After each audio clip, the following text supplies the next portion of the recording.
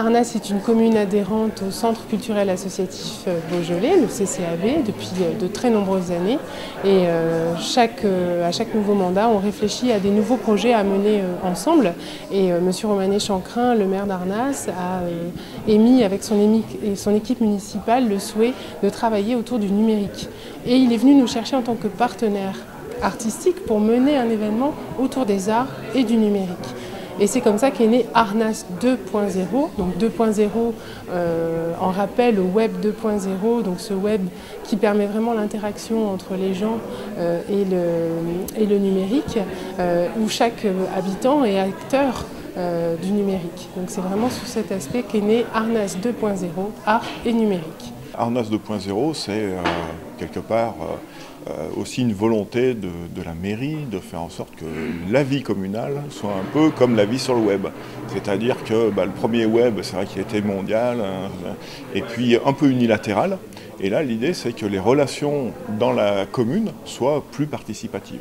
Donc c'est la raison pour laquelle on choisit un sujet d'actualité, on va au-devant des parents et il y aura des possibilités d'échange, de construction, de pratique. Et voilà, c'est ce qu'on souhaite aussi mettre en place dans la vie de tous les jours entre citoyens et municipalités.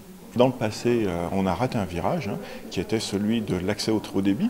Longtemps, Arnas a été réputé pour ne pas accéder au très haut débit. Aujourd'hui, Orange nous a annoncé, alors il y a quelques jours, que le très haut débit via la fibre optique serait déployé sur la commune d'Arnas en 2016.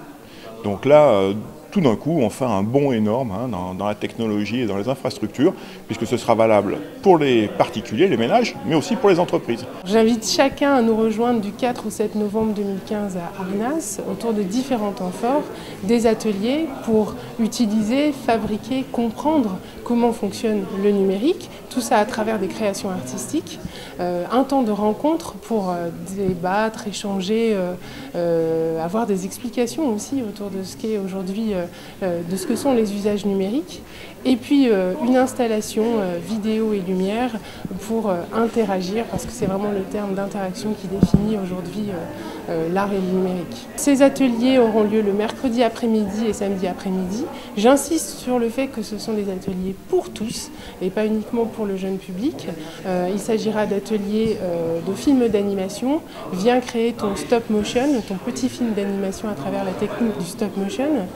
Également des ateliers de codage, de programmation, de robotique, tout ça de façon ludique et vraiment avec une démarche d'explication de comment ça fonctionne.